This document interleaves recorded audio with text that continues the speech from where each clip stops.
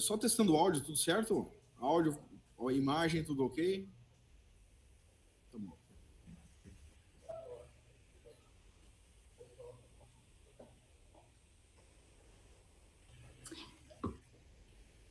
Aqui estão todos formados em fisioterapia, né? Sim, sim. Alguns já são especialistas, né? Tem aí o Emiliano, que já é mestre, está fazendo doutorado, né? Tem aí gente de tudo que é nível. Tem aí gente com 12 anos de profissão, né?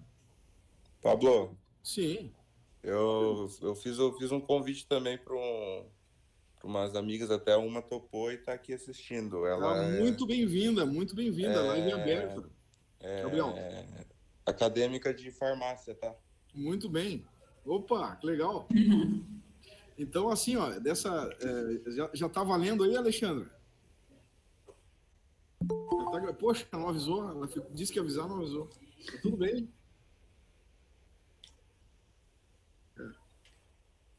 Muito bem. Então, tá bom. Então, eu quero ver aqui, ó, quero saudar todos, né? Inicialmente, quero saudar o Herrera, que está aqui, né? O Herrera de São Paulo, Santos, né? O Emiliano de Rio de Janeiro, né? Junto com a esposa, também do Rio de Janeiro, estão na mesma conta ali, né? Nós temos também aqui o Luciano Neves, do Rio de Janeiro, né, Luciano? A Rafa, né, que também está aqui. E aí eu tenho mais algumas pessoas que eu não sei o nome, eu não conheço, a Thaís Gomes, né? E mais algumas pessoas aqui que eu não conheço o nome, tem mais 5 pessoas ali que eu não consigo acessar, tá? Paraíba, Thaís, seja bem-vindo, Thaís, tá? Seja muito bem-vindo. Então, eu gostaria primeiramente, de apresentar o nosso meeting aqui, fazer a apresentação. Meu nome é Pablo Dias, né? O pessoal já me conhece. A maioria das pessoas que estão aqui são nossos alunos, né? Nós, do Instituto Coluna Vertebral, e nós trabalhamos em todo o Brasil, né? Com uma formação, com a diplomação para fisioterapeutas, né? Diplomação e também programas de especialização para fisioterapeutas, e trabalhamos com a diplomação em quiropraxia e também com reabilitação traumato-ortopédica. E hoje nós convidamos a doutora Darlise, né? A doutora Darlise é farmacêutica, natural de Camaquã, Rio Grande do Sul, é uma cidade que eu conheço, me familiarizo muito, né? Somos praticamente conterrâneos, né? Eu só não nasci lá, mas minha família é toda de lá.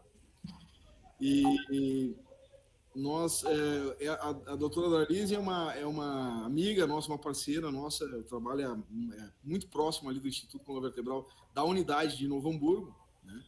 Onde ela nos dá muito apoio, a gente discute bastante, conversa bastante sobre os pacientes, né? Então, temos uma parceria muito saudável, muito gostosa aí, e através da farmácia que ela é responsável técnica, né? Então, eu convidei a Darlise, então, para conversar conosco, né? Ela é farmacêutica formada na Fevale e também é pós-graduada em toxicologia pela PUC. É isso? Pode falar um pouco mais de você? Farmacologia e toxicologia pela PUC. E agora comecei acupuntura. Poxa, que legal. Então, o nosso objetivo... Meu Deus, quebrou algo aqui. Tá?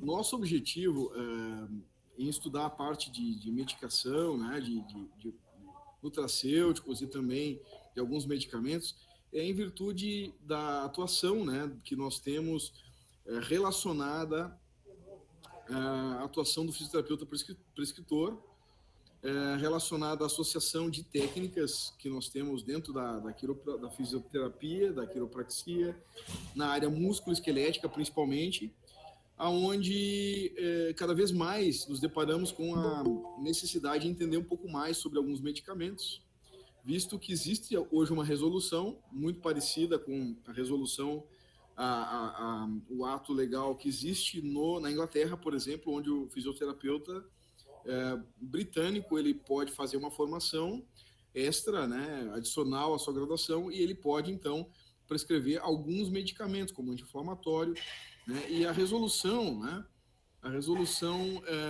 ela se aproxima dessa ideia, né? Então, claro que ela ainda precisa de aperfeiçoamento, né, alguns detalhes ainda fica digamos assim, impreciso, né? Algumas informações ainda ficam imprecisas, mas, acima de tudo, é necessário que haja, digamos, mais capacitação, né, dos profissionais. Então, a gente tem farmacologia na faculdade, tem bioquímica, mas com certeza é necessário que haja uma formação, uma capacitação para que haja uma atuação segura, né, perante a sociedade. Tá?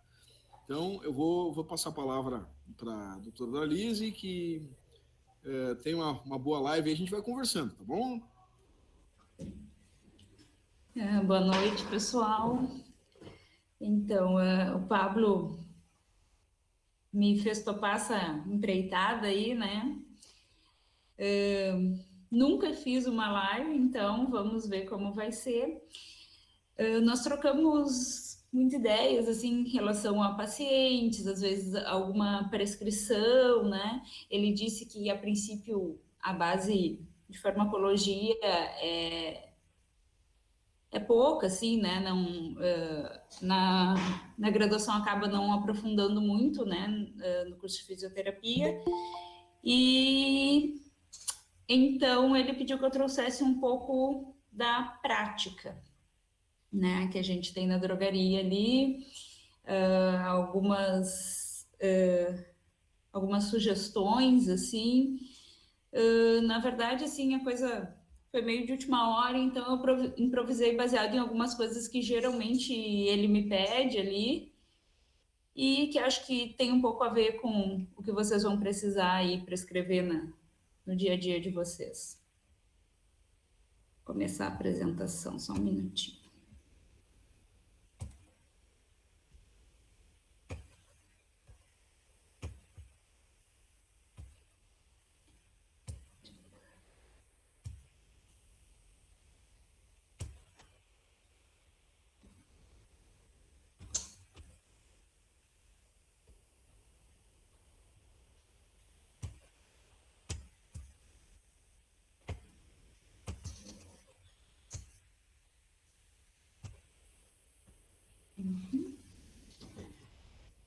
Então, prescrição de nutracêuticos e farmacêuticos.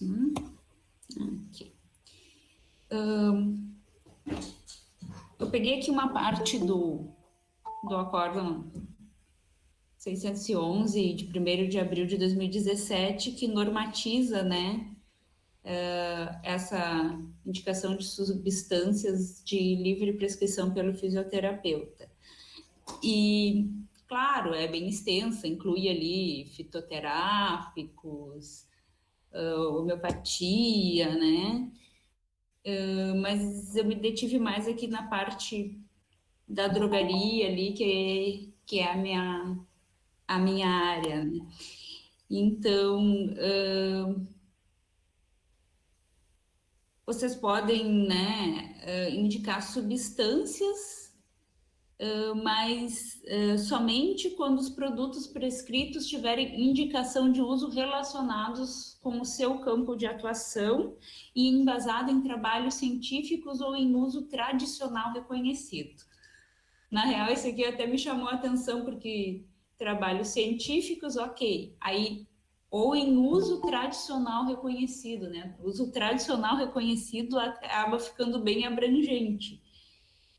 E nós, farmacêuticos, também, há pouco tempo, tivemos essa questão de poder prescrever, mas também são os MIPs, né? Medicamentos isentos de prescrição. Então, na verdade, no nosso caso, que já estamos dentro da drogaria, não acrescenta muito. Seria só para dizer que o paciente recebeu uma prescrição, né? Enfim, vamos para o próximo aqui. Então, eu botei aqui alguma coisa sobre os anti-inflamatórios, porque acho que acaba sendo o que vocês mais vão utilizar, assim, no dia a dia da prática de vocês, né?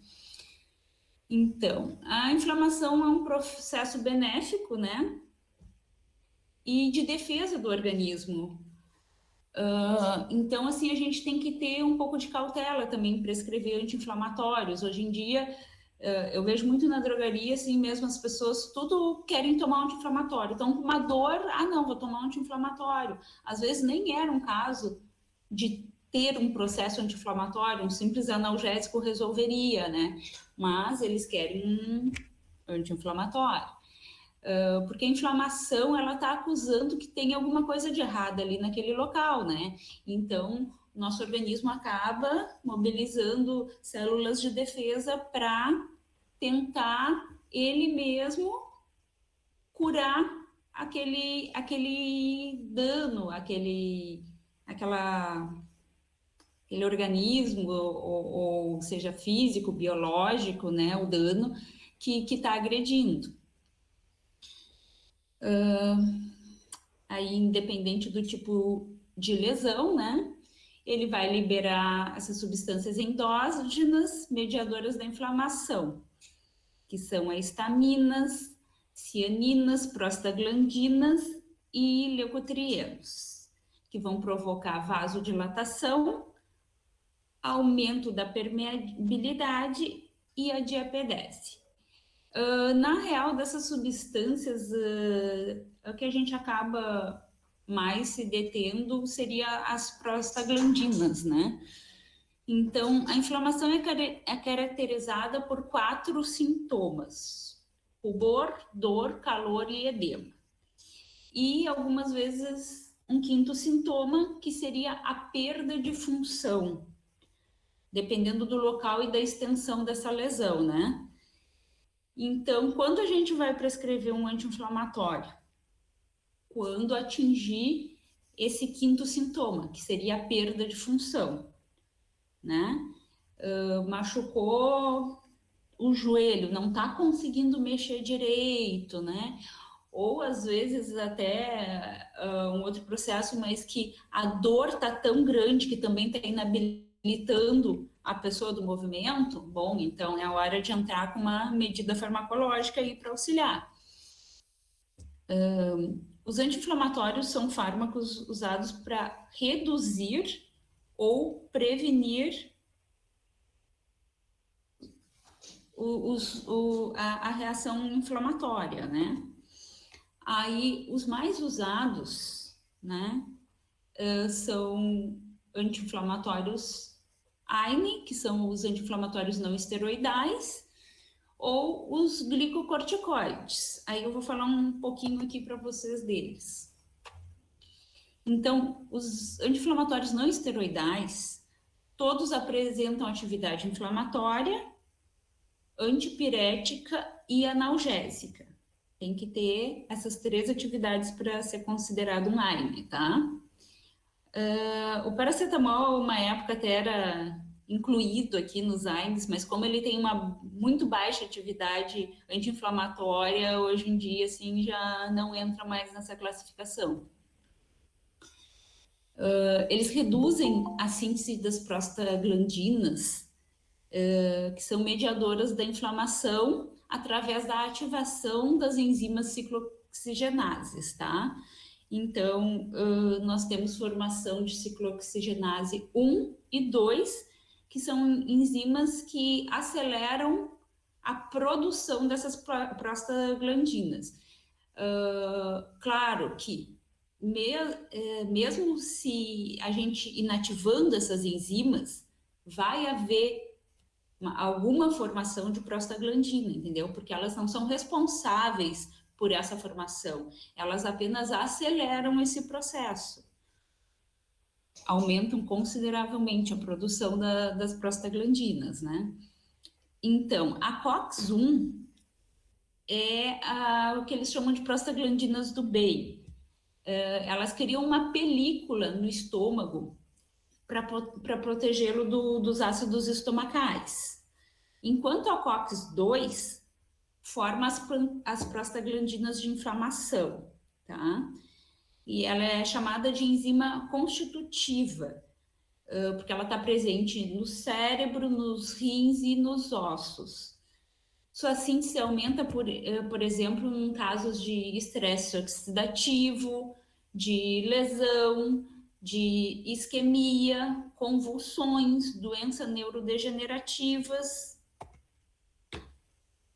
E esses AINES, eles se classificam... Deixa eu até voltar um pouquinho aqui, falar uma coisinha aqui. A questão da COX-1, né? Então, assim, essa película que ela forma, protetora do estômago, né?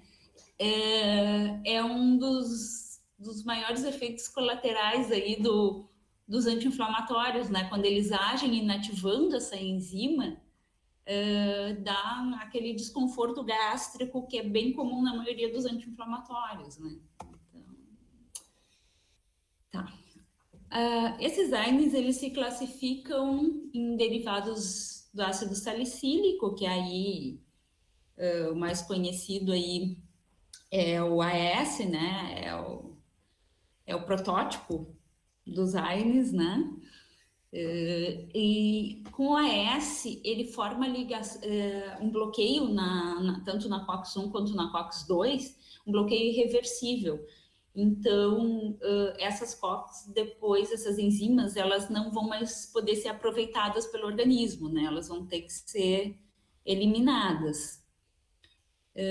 Hoje em dia, até como anti-inflamatório, ele não está sendo tão usado, é mais assim nesses processos cardíacos aí que o pessoal está usando, mas não como uma ação mais efetiva, como um anti-inflamatório de ação mais rápida, né?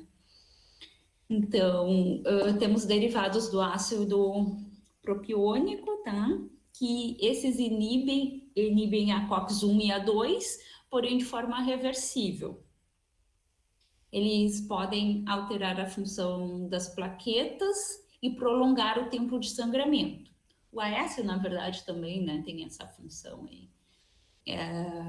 Eles apresentam grande aceitação no tratamento de artrite reumatoide, osteoartrite, por ter menos efeitos adversos gastrointestinais. Então, assim, ele age na COX-1, porém não de forma tão agressiva ali, não inibe tanto assim a COX-1, então ele tem um efeito um pouco menos agressivo para o estômago do que um AS, por exemplo.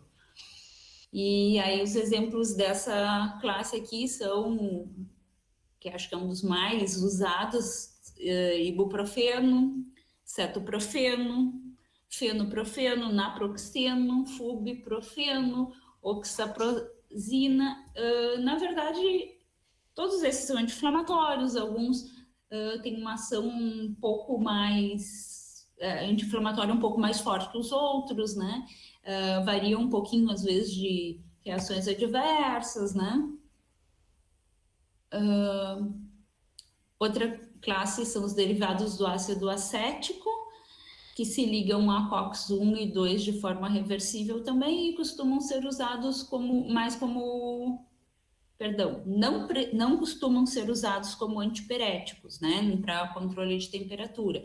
Então, se tu quer, e aí um dos mais usados também, os diclofenacos, né? Então, se tu vai só controlar um processo inflamatório, ok, ele é uma boa escolha.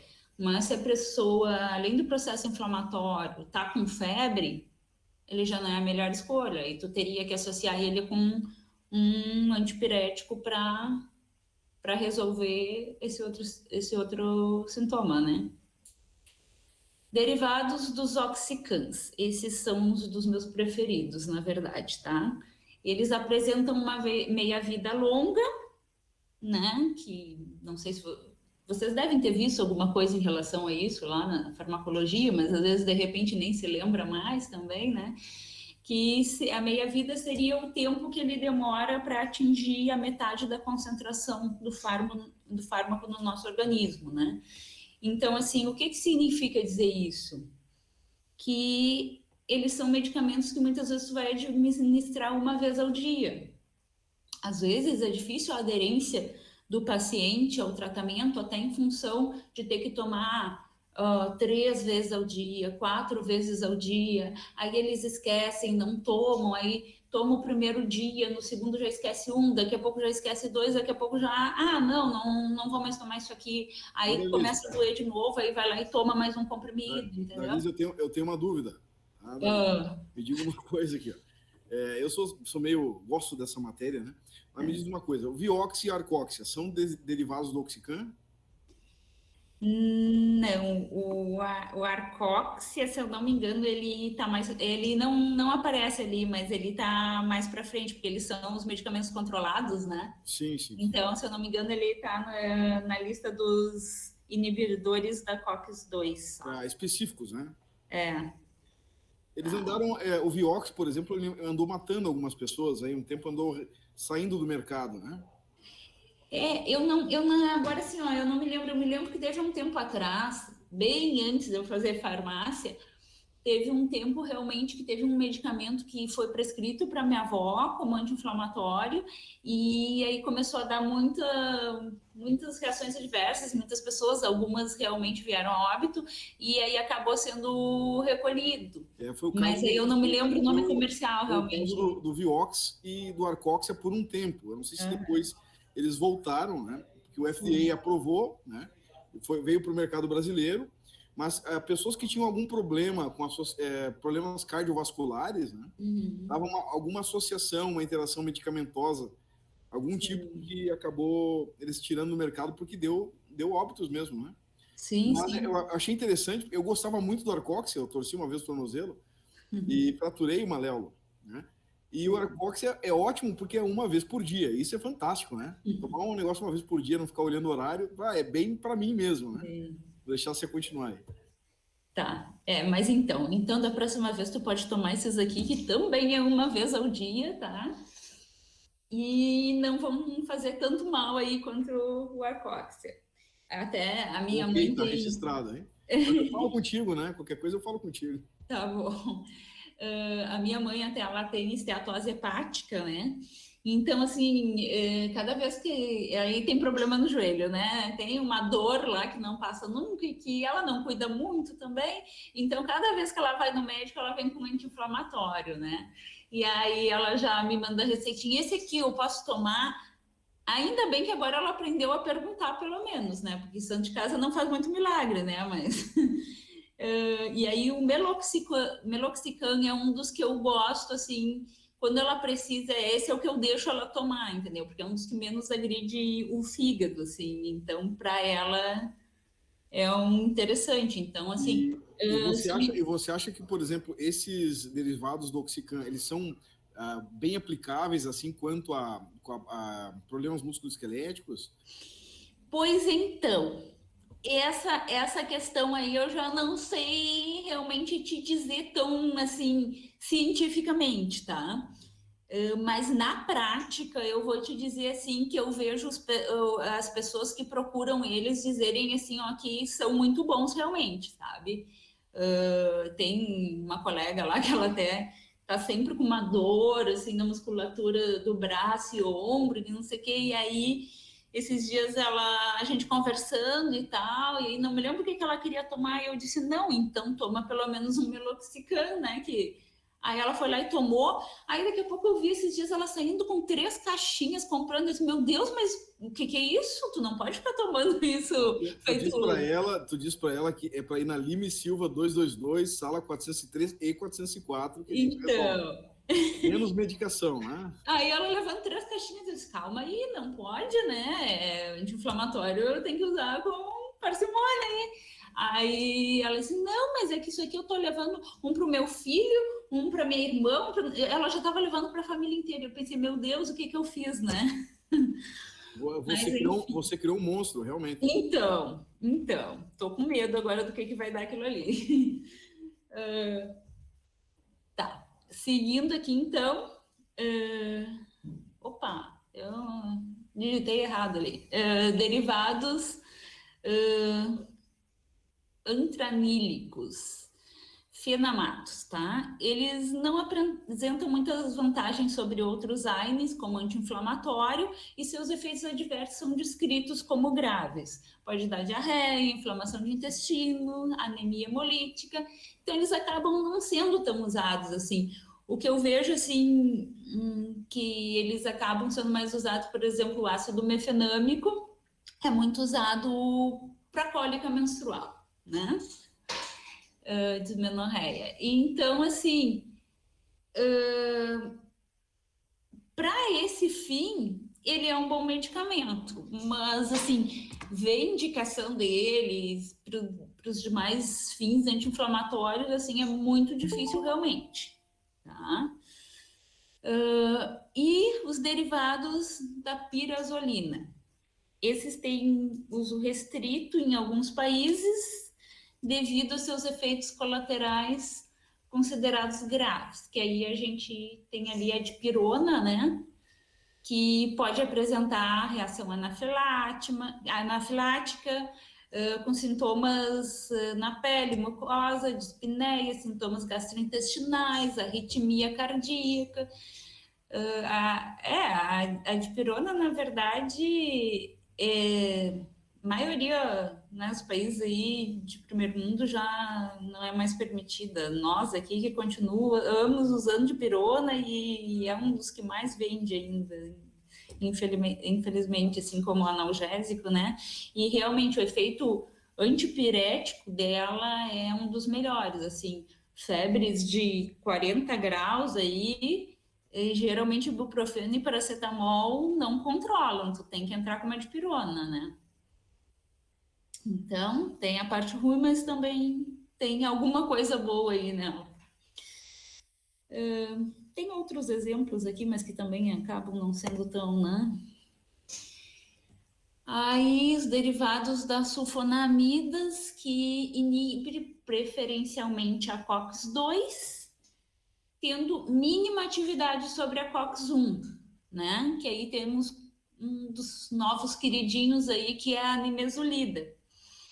A nimesulida, então, ela não vai ter tanto esse efeito gástrico aí dos anti-inflamatórios devido a essa minimação sobre a atividade da COX-2, a COX-1, perdão. Então, ela vai continuar ainda conseguindo formar um pouco da película protetora gástrica ali, né? Sem falar que ela é um medicamento que tu usa de 12 em 12 horas, que também não é uma posologia assim tão ruim, né? De 12 em 12 horas, e então acaba tendo uma boa aderência do paciente ao tratamento também. Em termos de a parte odontológica ali, hoje em dia é o mais indicado, assim. E os inibidores seletivos da COX-2, tá? Significativamente mais seletivos para COX-2 do que para COX-1, mais do que os anteriores até, tá? Então, ele inibe a agregação plaquetária, mas apresenta efeitos colaterais graves também. Então, sua prescrição tem que ser ponderada. Aí entram os celocoxibs, tá? E esses, geralmente, nós não podemos prescrever, nem nós, nem vocês. Exato. Porque, O Vioxx entra dentro desse campo aí, o porque aí eles são medicamentos controlados, né? Devido, provavelmente, a esses graves efeitos colaterais aí. Então, esses daqui a gente é só mais para ter um conhecimento ali relativo deles mesmo. Tá.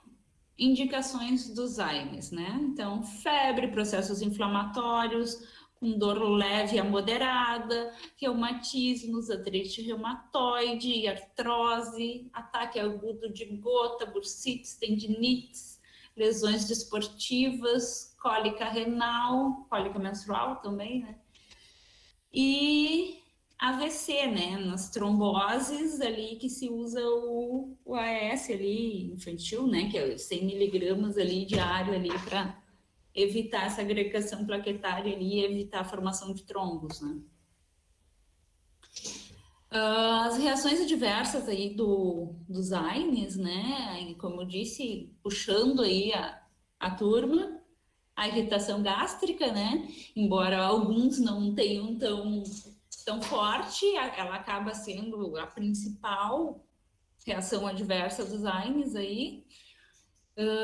Efeito sobre o fluxo sanguíneo renal, retenção de sódio e subsequente retenção de água, tendência para prolongar o sangramento por inibição da função plaquetária, até por isso que eles sempre mandam suspender, né, antes das cirurgias, os AS aí, os AINES em geral. E os inibidores da COX-2 que podem aumentar a probabilidade de efeitos trombóticos, como o infarto do miocárdio, por inibição da síntese de prostaciclinas, que aí é aquele ali que é de controle especial em função disso, né? Então, agora vamos passar para os glicocorticoides, que são os anti-inflamatórios esteroidais, né? Então, eles se ligam ao receptor do cortisol e desencadeiam efeitos similares a eles, ou seja, eles mimetizam a ação do cortisol no nosso organismo, né?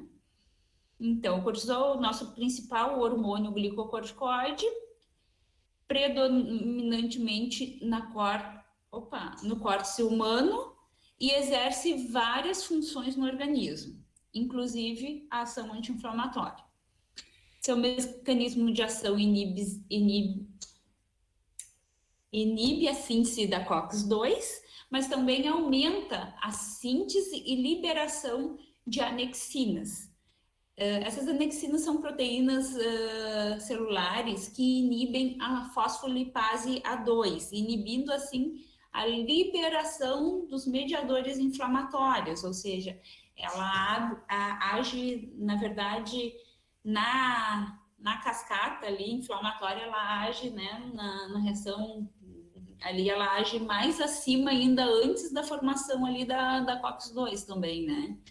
Então, assim, mas então, assim, antes de formar o ácido araquidônico, ela vai inibir a formação do ácido araquidônico. Isso aí, exatamente isso. Ela inibe assim, a formação do ácido araquidônico. Então, de certa forma, ela vai diminuir a COX-1 também, a cascata da COX-1. Sim. E também a COX-2. Então, sim, vai. Aí, né? Corta tudo, né? Corta até as defesas, né? Então, aí, por isso que os esteroidais acabam, às vezes, também sendo usados ainda com mais cautela do que os antiesteroidais, né? Porque ao mesmo tempo que tem um efeito bom ali, né? Também tem efeitos colaterais, adversos, perdão, um pouco mais complicados, digamos assim, né? Quando eles vão ser indicados, então? As doenças autoimunes, substituição do cortisol também, para prevenção de ataques agudos de asma, rinite alérgica, alguns linfomas, mas também, até aqui tá meio falho essas indicações aqui, mas tipo, vocês acabam usando também, né, os glicocorticoides aí para várias funções, porque embora tenha efeitos adversos, eles acabam tendo um bom efeito anti-inflamatório, né, por ter essa ação aí em 3 pontos da cascata aí de inflamatória, né. Medicação também é uma medicação também que não necessita de prescrição médica, né? Sim. Realmente tem que ter muito cuidado e tiro curto, né? Na verdade, assim, não é que não necessite de prescrição, né, Pablo? Ele é um medicamento tarja vermelha, então ele precisaria de uma prescrição, porém não precisa retenção de receita. Sim, né? Mas normalmente tu compra dexametasona sem nenhum tipo de prescrição em todas as farmácias. Isso, porque na verdade, assim... Como não precisa retenção, então não tem controle. Se tu chegar lá na farmácia e tu olhar todos aqueles medicamentos tarja vermelha que precisam de uma prescrição, se a gente for exigir que apresente uma prescrição, tu fecha as portas, né? Porque, principalmente hoje em dia, que a automedicação, assim, tá muito grande, assim, como fez ali a menina que trabalha comigo, né? Então, assim, o pessoal, a vizinha usou e eu quero esse, e aí, às vezes, Tem alguns casos que, ok, até dá para, né? Mas às vezes tu tenta persuadir a pessoa, né? Tu vai conversando, vai tentando pegar informações, e aí tu vê que não é uma boa opção, né, para aquela pessoa. Com Tu tenta certeza, porque convencer. é importante remover a causa, né? É Então, importante buscar a causa dessa agressão, né? E a inflamação, como tu mesmo disseste, é uma resposta a uma agressão. Então, o que acontece? As pessoas precisam... E a forma mais fácil, né? Como existe esse fenômeno psicológico de as pessoas não enfrentarem o problema, né? é mais fácil tomar um comprimidinho, né? E aí, assim, ó, outra questão é a questão econômica, né, Pablo? Tu vê, nós temos ali diclofenaco sódico, que acaba sendo mais usado para esses problemas musculares aí, né? E tem similar ali a 3,99. Com certeza é mais barato do que uma consulta de quiropraxia ou de acupuntura, etc. Exatamente. E aí, às vezes, tem situações que a gente sabe que a pessoa realmente não tem condição. E o SUS não consegue atender todo mundo nessas terapias alternativas ou até disponibilizar o básico. Às vezes, nem consulta realmente eles não conseguem, ou às vezes tem aquela situação que vai lá, o médico mal olha para a cara da pessoa, sabe? Enfim, a gente sabe que tem todos os tipos de profissionais em todas as áreas, né? Tem desde aquele médico de posto que vai lá e senta e conversa e que ajuda realmente a pessoa, aqueles que nem levantam a cabeça para olhar para a cara do paciente, né? Mas enfim. Suscetibilidade, os efeitos adversos, né? Ele tem suscetibilidade a infecções, mesmo por micro-organismos normalmente inócuos ou pouco agressivos, né? Então, assim, às vezes um micro-organismo ali que é da tua flora, da pele, fez uma lesão ali e aquilo ali pode te dar uma infecção porque o corticoide lá te baixou a imunidade, entendeu? Então, a reparação de ferimentos é mais lenta, tem maior probabilidade de surgirem ferimentos por diminuição da atividade dos fibrócitos e perda de massa óssea devido à inibição da função dos osteoblastos. E aí a gente tem que cuidar na prescrição desses medicamentos para pacientes que têm osteoporose, né? Porque já tem uma perda óssea ali, né? E aí, ou às vezes até paciente muito idoso, né? Que também já. Ou se não, paciente que tem já está imunocomprometido, né? Sim, também, Então, assim, e tem pacientes que fazem uso contínuo desses medicamentos, né? Alguns pacientes aí. Com artrite reumatoide, com Isso, processos inflamatórios crônicos, né? psoriática, né? Com pacientes, por exemplo, ali com doenças autoimunes, né? E também com a asma é mais inalatório, né? Daí é diferente um pouco, né? Sim. O mecanismo é um pouco diferente, mas também o uso contínuo também vai diminuir a massa óssea, vai diminuir as defesas, né? Os pacientes transplantados também, né? Mas me diga uma coisa, por exemplo, o paciente diabético, né? Olha, interessante que você falou que isso eu não tinha me atentado, né? Quanto à questão da reparação tecidual, né? Então, um paciente com uma ruptura miotendínea, que é muito comum no nosso universo, né? Nós temos aí pacientes com rupturas miotendíneas, então entender que o uso do corticoide vai diminuir a velocidade da cicatrização, né? De uma ruptura parcial de um tendão supraespinhoso, por exemplo, né? Sim. E aí, então, assim, ó, pacientes que fazem uso há mais de 6 meses, né, que seriam esses de uso crônico aí, né? Eu vou te permitir, eu vou pedir só uma licença, eu quero dar boas-vindas aí ao Dr. Gerson Birk, que é fisioterapeuta aí de Novo Hamburgo, que entrou aqui na sala. Seja bem-vindo, tá, Dr. Gerson? Pode continuar. Tá. Então, com o tempo de uso, né? Como ele emite ali a ação do cortisol, alguns pacientes vão perdendo a capacidade de produzir cortisol, né? Porque o organismo entende que ele está ganhando aquilo ali sem precisar trabalhar para criar aquele cortisol, né? Então, para que ele vai continuar criando, né? Então, ele para de produzir naturalmente cortisol. Aí, o que eu já tinha falado, né? Os pacientes com osteoporose,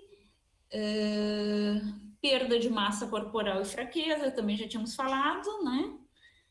Catarata, obesidade e glaucoma. Então, assim, tem que cuidar os pacientes realmente, né? Para a gente tentar evitar, né? Fazer uma indicação, de repente, de procurar um médico para ver se realmente também não teria alguma outra opção ali, talvez, né? Porque o uso crônico é bem complicado. Eu sei que às vezes não tem nada que tire a dor e eles acabam fazendo, né? O uso crônico não tem outra opção, mas acaba afetando realmente, né? Várias coisas no organismo, né? Até tem a...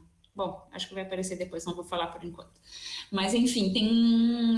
Aí os exemplos aqui são as hidrocortisonas, né? Que até são usadas para substituição de cortisol em pacientes que não conseguem produzir cortisol. A cortisona, dexametasona, betametasona, prednisolona, prednisona, budesonida e a declometasona, que essas duas são mais, né, para síndromes respiratórias, geralmente, que são usadas. Aí, tá? Não aparece ali. Então, assim, pacientes que fazem o uso desses glicocorticoides tem também aquela questão da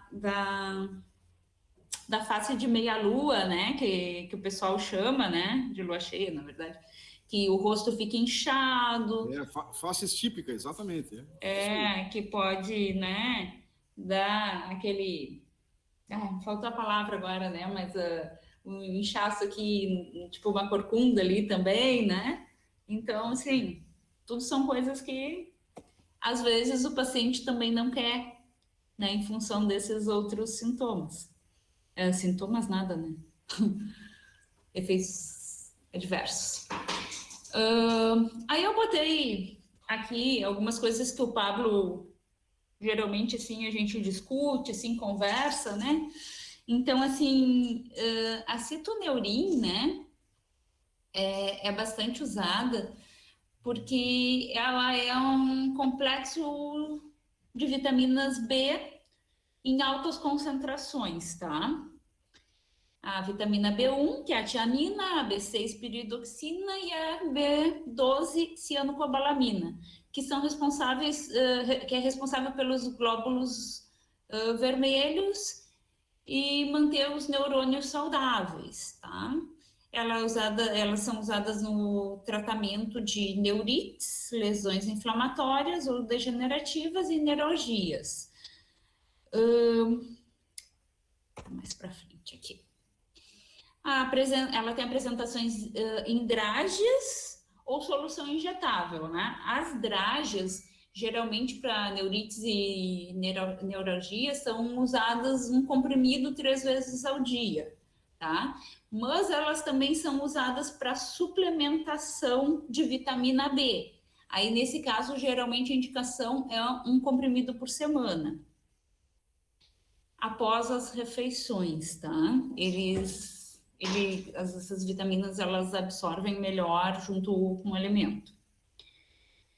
A solução injetável, ela deve ser aplicada uma dose a cada 3 dias. E lembrando sempre que essa aqui, a dose dela corresponde a 2 ampolas, né? Porque esse medicamento, ele vem com 6 ampolas, que equivalem a 3 doses. Então, as vitaminas ali são separadas, né? Vem uma ampolinha vermelha e uma amarela que vão ser misturadas ali na hora da aplicação, e essa aplicação vai ser intramuscular. Elas não devem ser usadas por pacientes com mal de Parkinson, que fazem uso de levodopa, que tem interação com esse medicamento. Não deve ser usado por crianças, mulheres grávidas e em algumas mulheres a vitamina B6 também pode causar inibição do leite. Então, durante a amamentação também não é uma boa.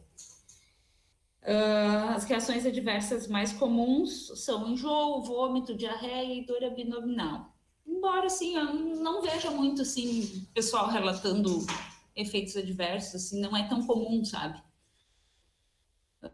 Aí tem a dexacitoneurin, né? Que aí, além das vitaminas B, ela associa aqui a dexametasona, né? Glicocorticoide. Ela permite o alívio rápido da inflamação e da dor, e dores de diferentes causas, né? Essa posologia também é uma dose a cada 2 ou 3 dias e sempre que possível é bom aplicar ela pela manhã. Tá?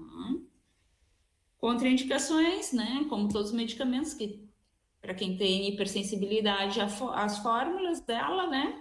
Problemas cardíacos, pressão alta, úlceras no estômago, duodeno, diabetes e infecções graves. E aí, assim, ó, tu vê, é um medicamento que sempre foi muito usado, né? E pressão alta, boa parte da população hoje em dia é hipertensa, né? Então aí, ou diabética, e aí já acaba restringindo bastante o uso, né? E infecções graves aqui, eu acho que eles se referem mais aos casos de sepse, alguma coisa assim, né? O uso também é contraindicado em pacientes com mal de Parkinson, como o anterior, né? Porque ela interage com os pacientes geralmente tomam levodopa, né? E ela interage com esse medicamento. Me diz uma coisa, uma dúvida. No caso do dexacitoneurin, e nenhum paciente com problema de hipertensão deve receber dexacitoneurin? Aqueles com a pressão controlada com medicação, o problema é a pressão alta ou a interação medicamentosa? Não, o problema é a pressão alta. Se a pressão está controlada, tudo bem? Se a pressão está controlada, só o que acontece? Não é um medicamento que vai ser feito um uso contínuo, né? Vai ser um uso esporádico, sim. Pode pedir para o paciente, sim, dar uma monitorada ali ao longo daquele dia que ele fizer a aplicação, ver se tem alguma alteração, entendeu? Procurar não fazer exercício, né? Não ficar muito tempo em local que vai ficar em pé, né? Tomar bastante água, que também ajuda no controle da pressão, né? Então, assim, uns cuidadinhos básicos, assim, só para... Geralmente, o dexacitoneurin são 3 doses, né? Sim. Então, assim, a cada 3 dias, né? Sim. Então, nesse período, tem que ter um monitoramento mais acirrado, né? Vai dando uma controlada ali, né? Reação alérgica é muito comum, dexacitoneurin? Olha, eu nunca vi também. Minha experiência, eu não vejo assim, sabe? Mas, claro, né? Pode acontecer, mas não é muito comum, não. Então, se for conhecida, deve-se evitar apenas se existe já o conhecimento do paciente. Exatamente. Aí eu trouxe aqui o nome comercial, na verdade, né? Dosemaster, que é a mecocobalamina, faltou ali um. Essa é a forma ativa de absorção da vitamina B12, tá? Então, assim, ela tem sido muito indicada, assim, ó, de uns meses para cá, assim, o pessoal começou a procurar muito, a gente recebeu muita prescrição dela, porque o que acontece? A citoneurin vai ter que fazer uma aplicação de um injetável, né? E dá dor, às vezes dá um desconforto ali na região, um processo inflamatório ali, por causa da aplicação do fármaco, né? Então, assim, tem gente que já tem medo de agulha e já não quer, né? As grágeas, né? Tem gente, por exemplo, tem uma amiga minha que ela é celíaca, ela não pode fazer reposição em drágeas porque tem glúten, né? Então, tem uns poréns aí. Já a mecocobalamina, além de tu já receber a vitamina 12 na forma ativa já para ação, ela é sublingual. Então, o medicamento vai diretamente para a corrente sanguínea, né? Então, acaba tendo uma melhor absorção aí, uma absorção mais rápida, né? Não tem que passar por todos os processos ali de metabolização para absorção, né? Sem falar que é bem mais fácil botar um comprimidinho embaixo da língua do que levar uma injeção, né? É um house, né? Com certeza. Então. É um house. Mas assim, te fazer uma pergunta assim, até interessante, né? Por exemplo, assim, ó, o citoneurin sozinho, né? Só a vitamina, sem o corticoide. Faz diferença significativa ele injetada no músculo, intramuscular e via oral? Sem só a citoneurin, né? Com a citoneurin. A injetável, né, é a mesma coisa, já entra direto na Direto. corrente sanguínea, né? Então tá bom, vamos injetar então, já que a gente agulha, já que a gente faz, já que é uma vitamina, vamos injetar, né? Via oral sempre vai ter a questão de metabolização, né? E depende. E no caso, assim, ó, função hepática, algo que o Führer, lembra do Führer, o Adolf, né? O Herr Adolf, ele fazia injeções de vitamina, né? Frequentemente. Não sei se você viu na história, né? Não. Ele fazia frequentemente, ele tinha um médico pessoal, ele fazia diariamente injeções, né? Com vitaminas. Me diga uma coisa, o citoneurin, nesse caso, um paciente, se ele for tomar citoneurin injetável, a posologia do citoneurin seria como? Seria diário? Ou como é que seria? Para reposição de vitaminas? No caso, um paciente com uma neurite, né? Por exemplo. Não, para reposição de vitaminas a princípio, uma vez por semana, tá? Mas agora, se é para dor, deixa eu voltar ali até. Aqui, ó. Para neurite e neuralgia, né? Para o processo inflamatório, processo da dor, é um comprimido por semana. Um comprimido 3 vezes por semana, ou na solução injetável também vai ser aquela dose ali de uma dose a cada 3 dias, tá? Agora, então fica a mesma coisa com o Dexa, né? A mesma posologia com o Dexa. A cada 2 ou 3 dias, geralmente, tá? Só que se tu quer só a suplementação vitamínica, aí tu pode fazer ele uma vez por semana também. Uma vez por semana só com suplementação. Então, o paciente com neurite, ele pode, só o citoneurin, vamos supor, né? Eu posso fazer daqui a pouco 3 doses, né, injetáveis, cada 2 ou 3 dias, e depois seguir com uma injeção por semana. Sim, pode ser também. Porque aí ajuda a controlar a dor ali, o processo inflamatório, né? Mais rapidamente, e depois ele mantém a concentração da vitamina. Excelente, tá muito bom. Então, tá. Deixa eu voltar aqui. Tá. E o Dose Master pode ser até 4 comprimidos ao dia, mas o que eu vejo assim, mais comum que o pessoal está prescrevendo é 1 comprimido ao dia, né? Porque o que é? Uma suplementação de vitamina B12, o ideal é que ela absorva 5 mil UIs por semana, né? Então, tu tomando, ele vem em comprimidos de 1.000 miligramas, né? Então, tu tomando 1 ao dia, aí tu já vai ter essas 5 mil por semana. E às vezes tem os que botam ainda, né? Em tomar por só de segunda a sexta, assim, algumas coisas assim a gente vê também. Enfim. Magnésio. Aí, eu vou entrar um pouco aqui em nutracêuticos, né?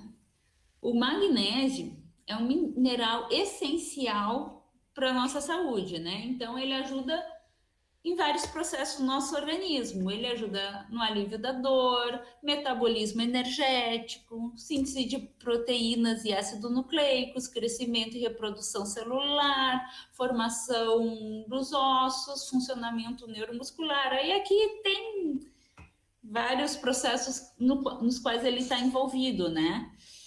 E ele tem que estar em equilíbrio com o cálcio, porque o cálcio ele gera coagulação e o magnésio é um anticoagulante. Então, se tu tiver uma concentração maior de cálcio e não tiver o magnésio para equilibrar ele ali, pode gerar um processo de trombose, né? Então, assim, até para funcionamento cardíaco, né? Esses processos celulares também, tudo que tem envolvimento do cálcio, né? Baixa concentração pode estar relacionadas a doenças como enxaqueca, Alzheimer, AVC, hipertensão, doenças cardiovasculares e diabetes tipo 2. Até, eu não sei se tem alguma parte aqui, mas a metformina, que é um dos medicamentos mais usados, né, por diabéticos, ela geralmente baixa a concentração de magnésio. E eu já vi, assim, na minha experiência ali prática, muitos pacientes que fazendo essa reposição de magnésio alivia aquelas dores nas pernas que geralmente o paciente diabético tem, né? Aquele peso nas pernas, aquela dificuldade de movimento, né? Então, assim, eu vejo muitos pacientes começam a fazer reposição, suplementação com magnésio e acabam aliviando esse tipo de dor. Ele melhora o tônus vascular. Muito interessante essa dica de gerenciamento clínico do paciente diabético, porque nós temos uma grande população com diabetes e uma grande população de pacientes diabéticos com problemas de coluna também, né? Inclusive síndrome de Forestier, que é o DISH, né? É interessantíssimo, né? Então ele melhora o tônus vascular, o fluxo sanguíneo, aí a enxaqueca em consequência, né? Ajuda na regulação da pressão. Às vezes as pessoas acham assim, é um sal, então não posso tomar que vai me subir a pressão. Não, pelo contrário, ele ajuda a regular a pressão, né? Tem efeito anti-inflamatório, né? Como eu tinha dito ali, anticoagulante, antiplaquetário, melhora o metabolismo da glicose e insulina e diminui sintomas de dismenorreia, né? As cólicas menstruais ali. E tratamento de constipação e dispepsia. Aí até tem uma coisa aí que tem que cuidar, né? Eu botei aqui alguns exemplos ali, né? O cloreto de magnésio, assim, o pessoal faz muita reposição em sachê, né? Pega lá o sachêzinho de 33 gramas, dissolve 1,5 litro de água e aí tem que tomar 100 ml ao dia, né? Só que eu tenho uma certa resistência a essa reposição, assim, diluída. Uma, porque tu já vai diluir ali com uma água que tu não sabe se é uma água pura, né? Qual a real origem daquela água, o que geralmente é a água que veio da empresa, né? Lá que botou produtos químicos ali, tu não sabe se não vai ter alguma reação ali com aqueles produtos químicos, né? Além do que tem que conservar no refrigerador. Então já acaba não sendo uma coisa tão prática. Se a pessoa fica em casa, beleza, né? Mas mesmo no refrigerador convém que seja feita uma vez por semana ali, mesmo que tu ainda tenha, troca uma vez por semana, né? E aí, assim, será que fez exatamente a concentração certa? Será que não teve evaporação ali? Não teve, né? Então, assim, eu não confio muito realmente na concentração desse feito ali, essa solução feita com sachê, né? Eu prefiro realmente que tome em cápsulas. Aí ele tem em cápsulas, ele tem o cloreto de magnésio também, tá? Apresentação de cloreto. Ele tem a apresentação do quelato e do dimalato.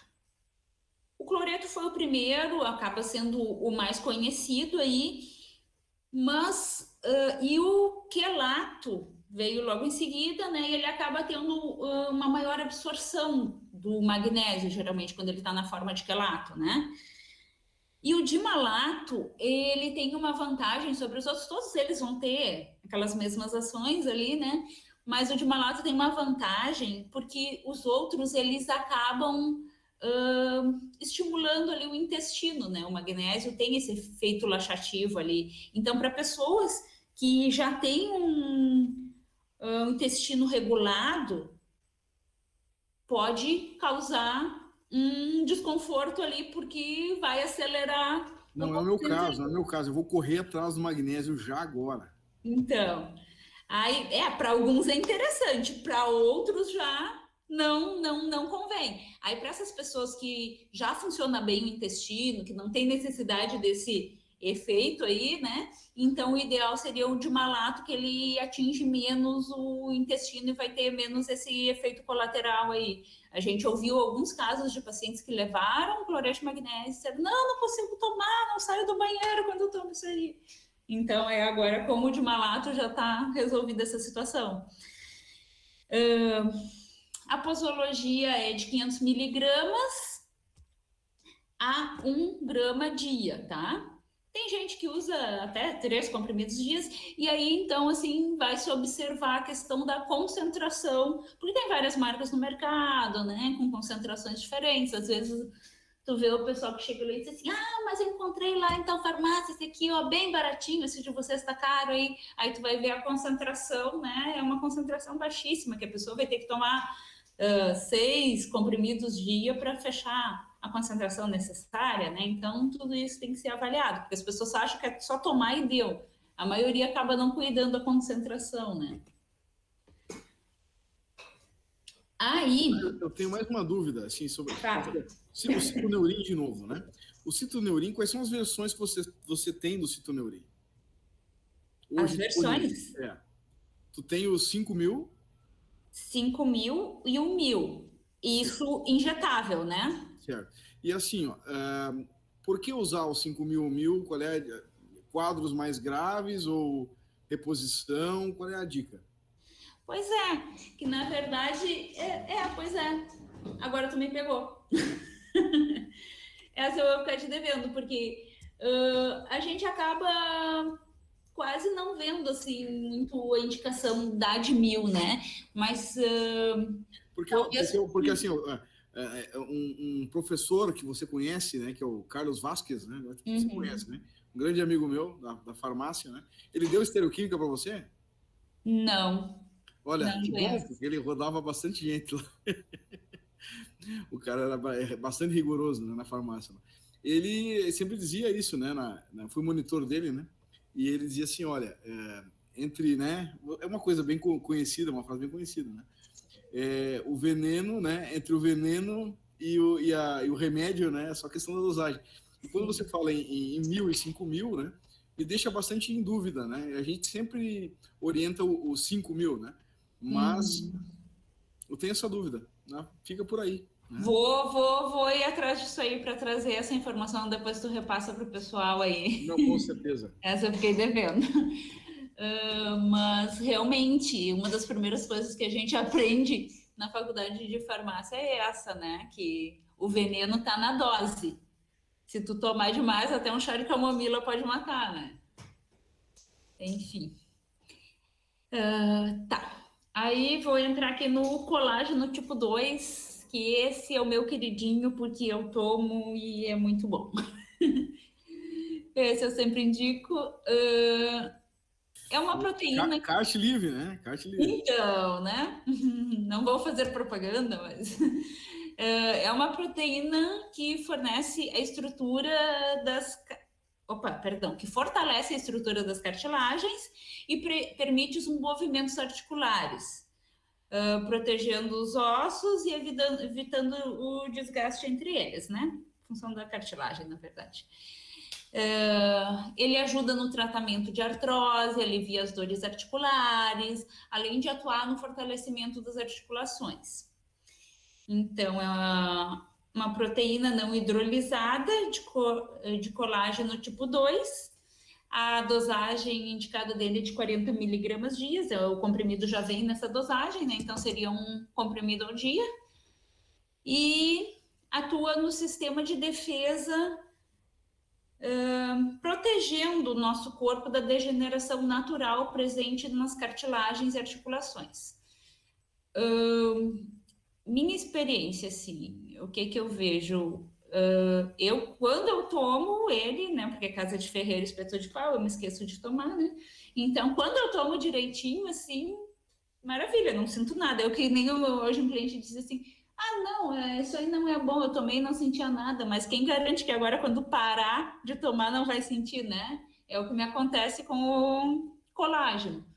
Quando eu paro de tomar, aí eu me lembro que eu tenho joelho, né? Assim, a condroitina e a glicosamina, a gente vê nos congressos, né, de ortopedia, demora em torno de uns 3 meses para fazer efeito, né? Sim. Segundo o que os ortopedistas falam. E no caso, o colágeno.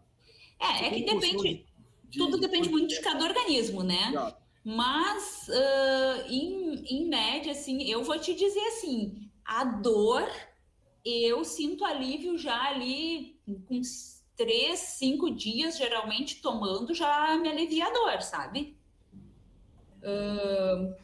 Existe alguma coisa na literatura falando sobre isso? Sobre o quanto ou na própria bula, né? Porque assim, o que acontece, sabe? Esses nutracêuticos aí, essas suplementações aí, tem muitas ainda controvérsias, sabe? Tem gente a favor, tem gente contra, né? Ainda.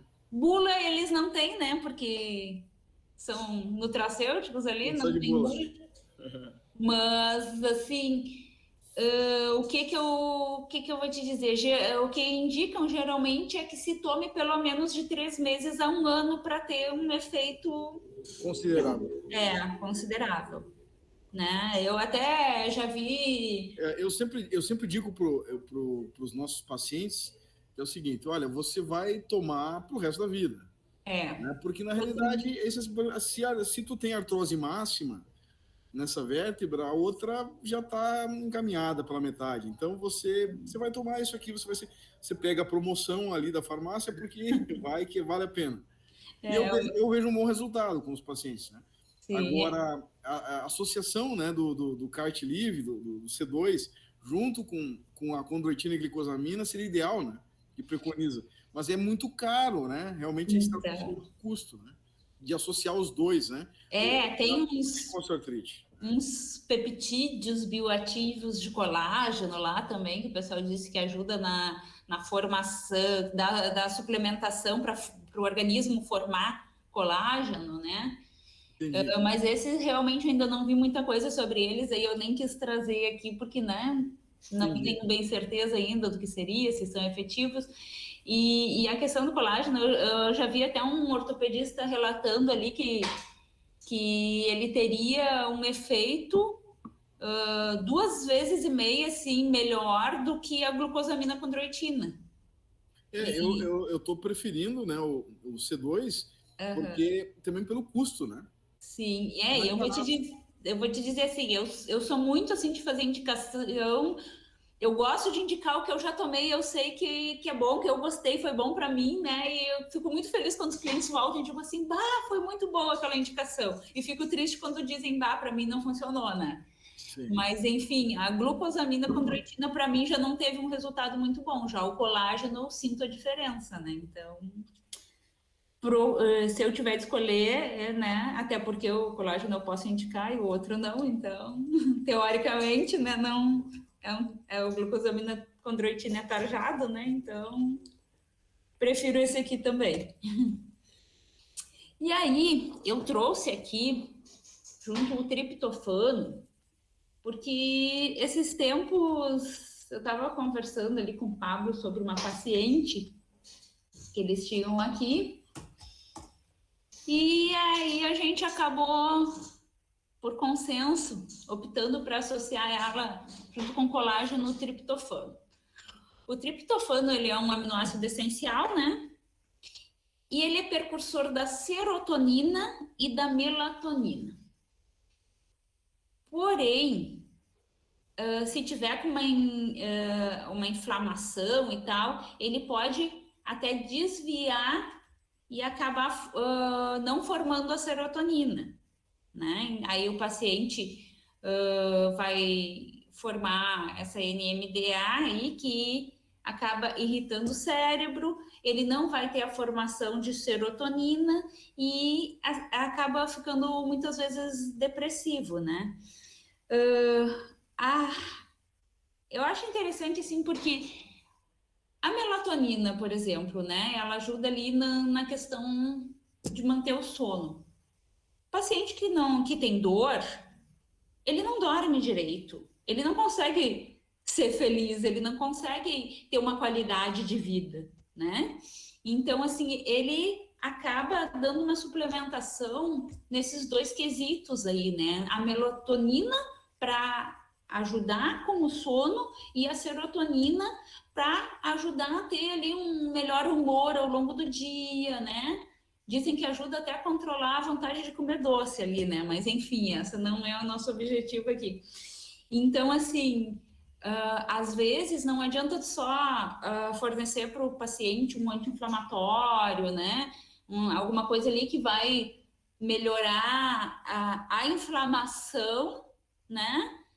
E não vai trazer a qualidade de vida ali para ele, porque tem muitos pacientes com dor crônica aí que o medicamento só alivia a dor, né? Ele acaba não tirando por completo. Essas pessoas já estão tão acostumadas a viver com aquela dor que para elas aquilo já é quase normal, né? Então, assim, às vezes estão com uma dor muito forte, elas reclamam. Mas se não... A questão toda que também a relação do sono, né? Da qualidade do sono em cima da fisiopatologia musculoesquelética. Então, nós temos ali situações, né, que dificultam para o paciente reabilitar mesmo, porque o paciente não se acalma, durante a noite ele tem um sono não reparador, né? Então, foi o caso dessa paciente, e ela, de fato, né, essa paciente, nós não vamos falar aqui o nome dela, mas essa paciente, eu estava trabalhando junto com o ortopedista, né? Nós trabalhando junto, ela chegou para mim com queixa de dor lombar, e essa paciente, os alunos sabem do caso, porque a gente discute muito os casos dos pacientes. Ela é uma paciente que eu observei na primeira consulta uma alteração na clavícula, né? Eu disse assim, perguntei para ela, olha, escuta, vem cá, o que é isso aqui no seu ombro? E ela realmente não sabia o que era no ombro e pedimos um raio-x, verificamos uma fratura na clavícula, e essa fratura na clavícula levou uma tomografia na lombar, e eu já desconfiado de câncer, né, eu trouxe pro ortopedista e ele disse, não, isso aqui é osteoporose grave, avançada, e eu não contente, né, então assim, vamos pedir uma tomo porque ela está esquecida, ela não lembra como ela quebrou essa clavícula. E aí eu achando que era câncer o tempo todo, e a gente tentou por 30 dias, aí damos o tempo, ela melhorou, né, para controle da dor, né, e também para melhorar o sono de noite, ela melhorou, ficou bem legal, só que assim, ó, não totalmente, né. E aí, no final de 30 dias, a gente foi pedir uma tomo para mandar lá para o neurocirurgião, para o neurologista que a gente conhece, para que fosse vista a questão do Alzheimer, né? E eu resolvi pedir uma ressonância, uma tomo, pedi uma tomo, né? E na tomo apareceu realmente os traços de mieloma múltiplo e na realidade eu disse assim, olha, eu chamei o traumatologista assim, olha, isso aqui é mieloma. Daí ele, será? Eu disse assim, olha, manda, vamos, eu aposto com você que isso é mieloma. Daí a gente já mandou para o oncologista já achou que era mieloma mesmo, e essa semana passada, fez a biópsia, era mieloma múltiplo mesmo. Então, realmente, situação aí de prognóstico ruim, de 2 anos, né? Depois do diagnóstico, 2 anos de sobrevida. E é interessante para o pessoal que está aqui, que é manipulador, né? Que são especialistas em fisioterapia manipulativa ou quiropraxia, entender, a formação tem que ser muito boa, porque a gente precisa saber identificar esses casos aí e não manipular um paciente desse de jeito nenhum. Mas tá dando tudo certo, ela tá fazendo tratamento, tá reagindo bem, né? Tá com o amparo da família, e a família é hiper agradecida porque a gente porque ela teve vários médicos assistentes e foi com a gente que ela conseguiu o diagnóstico. Então, estão muito satisfeitos e agradecidos, né? E isso também, né, é o que recompensa, né? Tipo, tu conseguir realmente, efetivamente ajudar o paciente numa situação assim que não estava com solução, ninguém estava conseguindo resolver, e aí tu realmente perceber, né? Ter sensibilidade para perceber aquilo ali e ir atrás e não sossegar até realmente dar uma resposta, um retorno ali realmente, né? Mesmo que a resolução não seja a cura, né? Mas é uma resolução. Sim, pelo menos saber o que é, né? Tu já te prepara melhor para lidar com aquilo e realmente, né? Com esse prognóstico aí, tem que ter toda uma preparação, né? Se todos nós pudéssemos nos preparar, né, antes das situações, seria muito bom, Muito mas. complicado, né? Muito complicado dar uma notícia para um paciente desse. Né? Uhum. Enfim, eu até fechei ali a apresentação, tá? Mas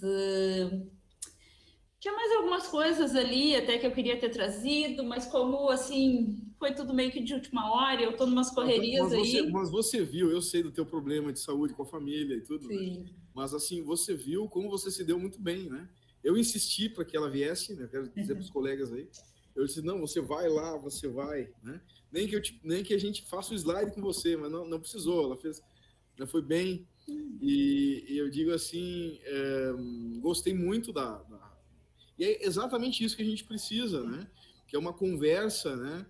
E uma troca, e é o que a gente tem, né? Quando a gente trabalha junto aí na farmácia o pessoal gostou, o pessoal está escrevendo aí que gostou, tá? E Bom. não, e é isso aí, você tem jeito, né? É só você ainda não sabe disso. Ah, tá bom. Eu sou bom em diagnóstico, hein? Sou muito bom nisso. Tô começando a acreditar. Não, é verdade, é verdade. Não, você foi muito bem. Parabéns e muito obrigado mesmo pela tua contribuição. Eu não sei se o pessoal deve ter algumas perguntas, né? Aí o Júlio do Rio de Janeiro está aí, a Lisiane Curitiba, Isabelle Martins, não sei de onde é, mas ela pode falar aqui, né? Claro que sim. Pablo, minha convidada aqui do ICV Registra. Tem várias outras coisas assim, que aí de última hora eu já queria incluir tudo, mas aí eu tinha de mandar as coisas aqui para eles botarem o logo e aí não dava mais, e eu naquele desespero disse, não, mas eu queria botar isso aqui, queria. Aí eu disse, não, peraí, não dá. Querer acrescentar muita coisa de última hora não dá, não vai dar certo isso.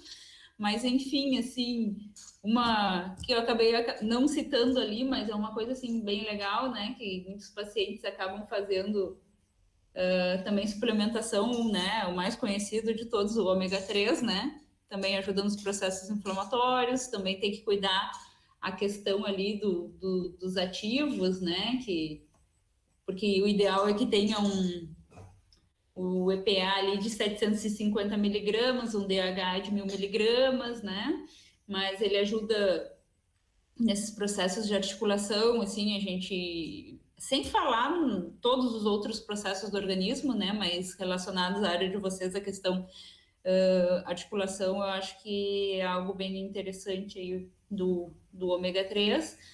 E eu vou só falar um pouquinho aqui, que não está no slide, mas assim, que da coenzima Q10 também, tá? Que ela estimula as mitocôndrias e produz mais energia, principalmente nas células onde existe muita demanda de contração muscular, né? E aí entra na questão que interessa a vocês, né? Parte de músculo esquelético, fibromialgia, que a colega aqui tem, né? Então, a coenzima Q10 é bem interessante para essas situações aí, né? E pessoas que às vezes ao longo do dia vão ficando cansadas, chegam no fim do dia exaustas, ela também ajuda também, mexe com mitocôndria celular, né? E o ideal é ingerir ela após as refeições, porque senão ela pode, se ela for ingerida em jejum, assim, ela perde 60% assim da ação, né? E de 100 a 200 miligramas dia são suficientes também, tá? E até veganos, vegetarianos, aí é interessante suplementar a Q10 junto com a B12, que o pessoal foca muito na B12, mas a Q10 também é interessante. Eu tenho mais uma pergunta. Eu não sei se eu atravessei alguém aqui, mas assim, sobre vitamina C para o controle da dor. Existe alguma indicação? Como antioxidante? A vitamina C é um antioxidante, né? Vitamina E também, vitamina E. Vitamina E, vitamina C, a vitamina D, que eu acabei não falando aqui, né? Mas Vitamina D, também. que hoje em dia tudo se baseia em vitamina D. Na verdade, assim, o ideal seria que a gente tomasse assim um monte de cápsulas ao dia, né? Às vezes eu fico olhando lá as novidades que chegam, eu fico, ai, quero tomar esse aqui, ai, quero levar aquele. Então, nós temos que montar um protocolo, tá? Você vai me ajudar a montar um protocolo. Eu vou falar com você quando eu voltar para Novo Hamburgo. Um protocolo com vitamina D, E, C e também outras dicas aí que você vai passar, hein? Tá? Ver qual o objetivo aí, o que tu quer. Principalmente controle da dor, nós podemos desenvolver clusters, né? Por exemplo, a questão da fibromialgia. Eu acho que o triptofano é interessante para o paciente de fibromialgia?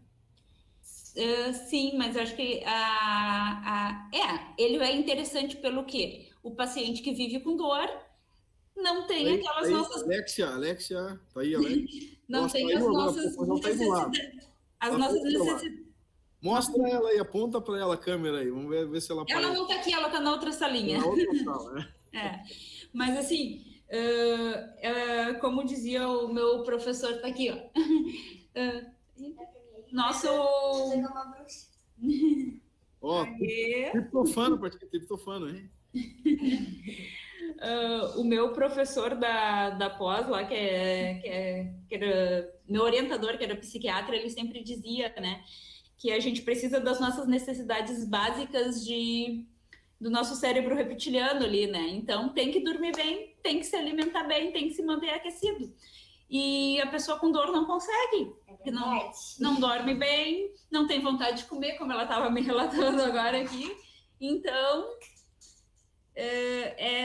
eu acho que o triptofano é interessante, sim, em termos de qualidade de vida, né? O Roderley perguntou aqui sobre os polivitamínicos. O que tu acha? Pois então, eu gosto, tá? Eu sou super a favor. Eu tomo, principalmente assim, fim de ano, que a gente tá naquelas correrias assim, e aí tu começa, a cabeça já tu não sabe mais, tu tá falando uma coisa, daqui a pouco tu não sabe mais o que tu fez aqui, o que tu fez ali. Eu gosto de suplementar, entende? Porque eu acho que te dá um equilíbrio, e eu sempre digo ali, o pessoal que trabalha comigo até já sabe, assim, algumas frases assim que eu sempre cito, né?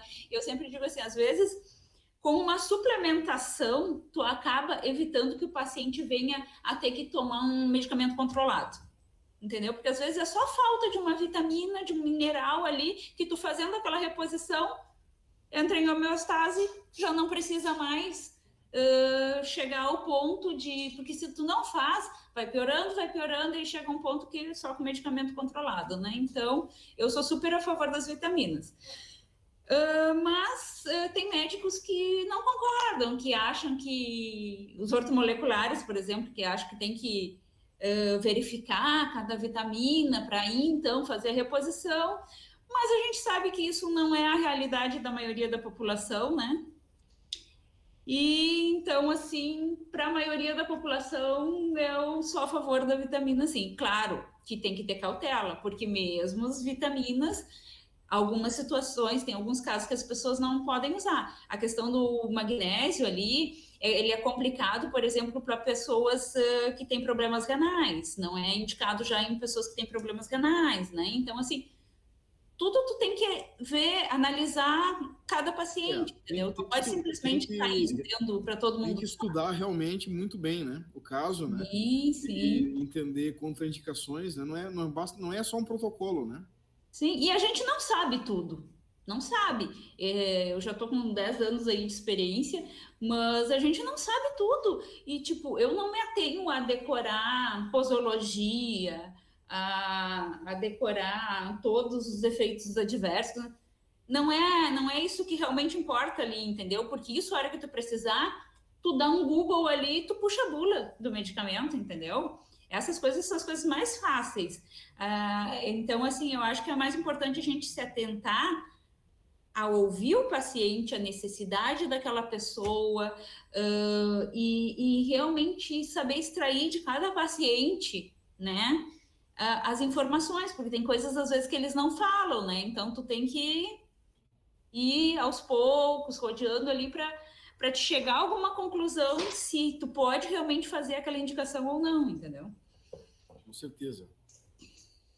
Alguma pergunta a mais, pessoal?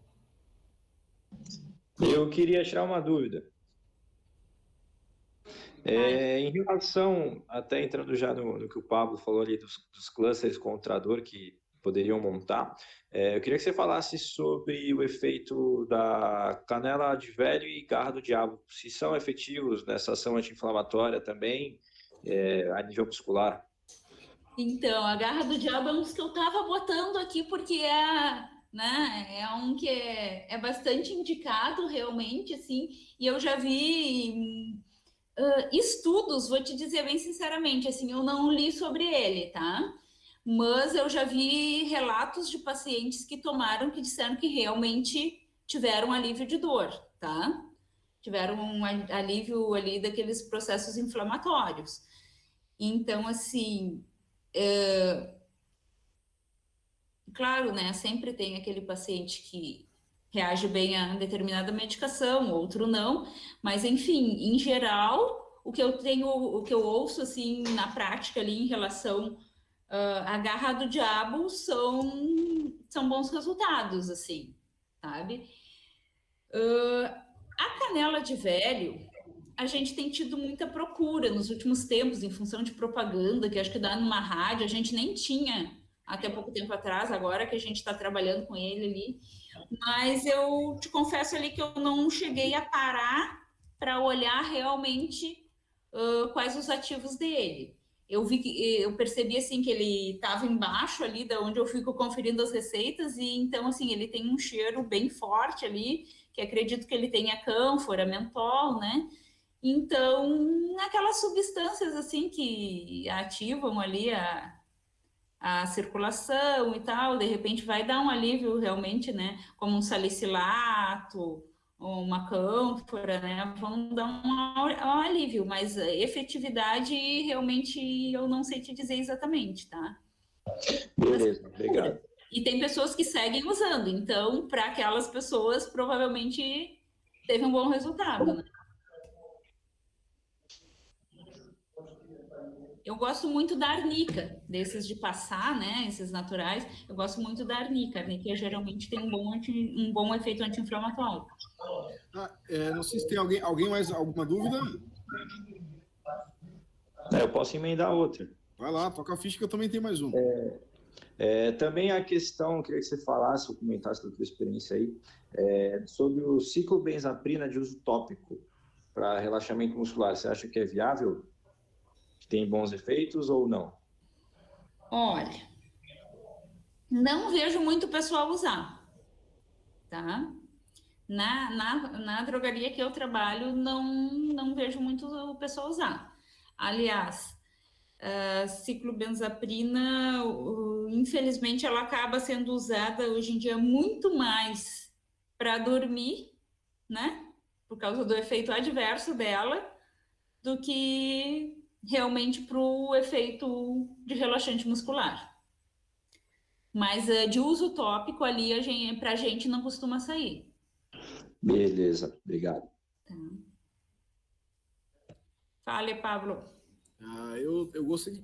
Alguém mais? Alguma dúvida? Para mim fazer a finalização aí? A minha última, vou deixar a minha por último, né? Alguém tem mais alguma dúvida? Vamos lá, Júlio. O pessoal tá cansado, Pablo, quer dormir. Tá, é verdade. O que você pode falar para a gente do Cataflã, né? é o uso externo, tá? No caso, tem a versão Emulgel, né? Uhum. E a versão pomada, é isso? Na verdade, ali a gente só tem Emulgel. O pessoal chama de pomada ali, assim, mas as apresentações que eu tenho todas são em Emulgel ali. Tá. Antigamente tinha alguma coisa diferente do Emulgel, né? Ai, aí Ou eu não não? sei te dizer, não. Tá. De repente E não. o que que você acha da aplicação local do Cataflã?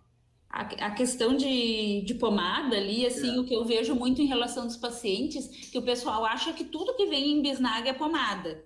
Uhum. Então, aí, às vezes, tu pergunta, mas tem alguns medicamentos que têm apresentação em creme e em pomada. E tu pergunta, mas é creme ou pomada? Ah, é pomada? Aí tu pergunta, tá, mas é aquela que é branquinha ou aquela que é mais amareladinha, tipo a Nebacetim? Ah, não, é a branquinha, que é creme, né? Mas eles acham que tudo que tem em bisnaga é pomada. Então, às vezes, até pode ser em Perfeito. função disso. Perfeitamente. Mas, assim, eu gosto bastante. É um que eu uso.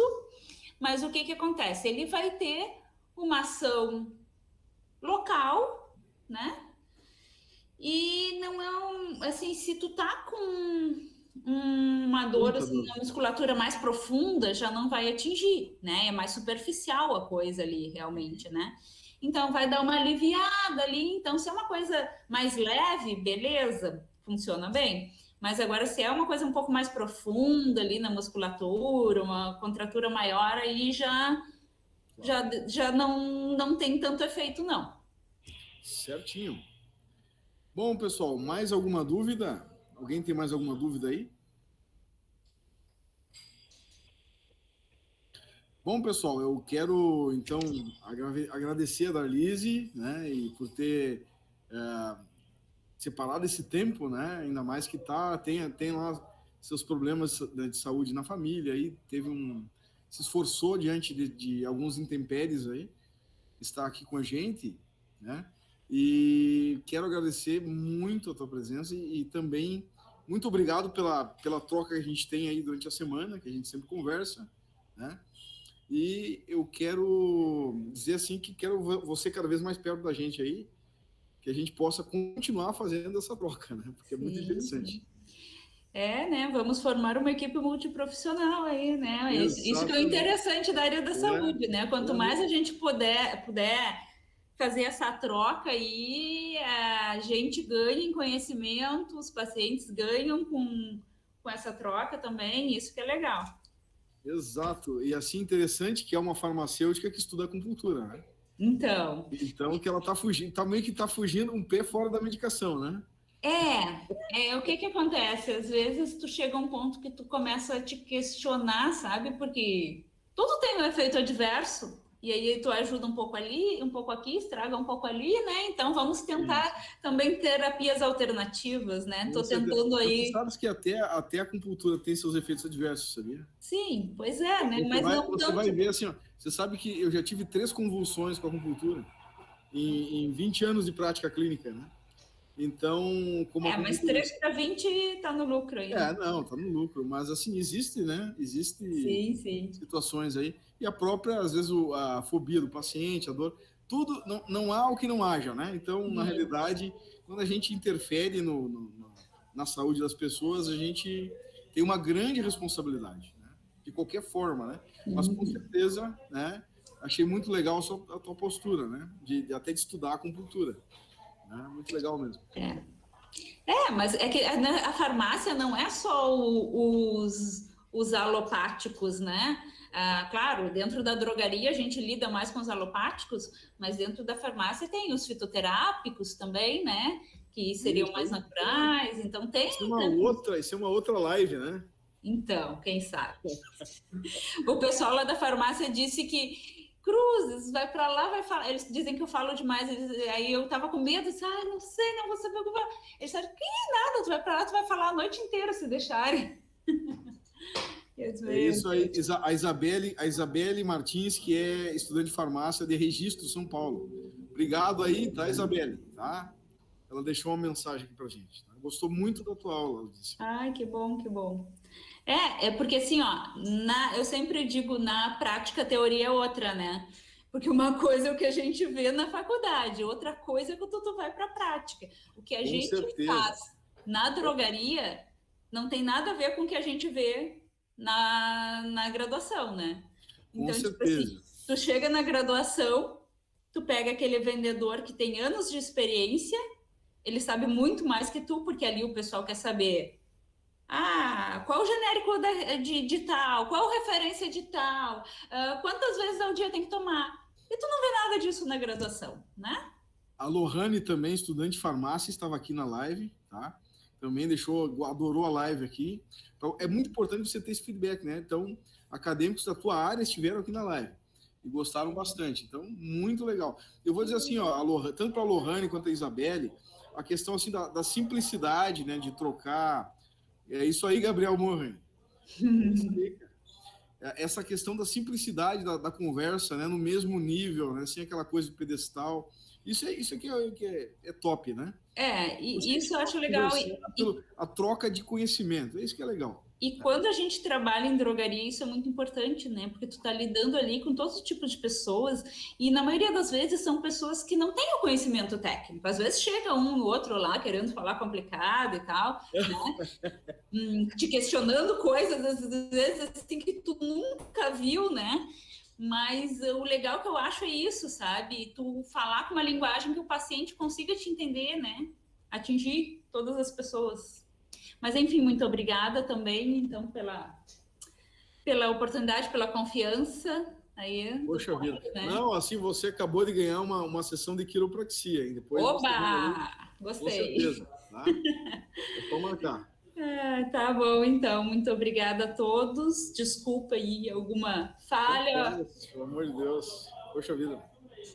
Mas, enfim, então tá. Muito obrigada e uma boa noite. Eu que agradeço. Um abração. Então, tudo de bom. Pessoal, muito obrigado a todos também que vieram, tá, pessoal?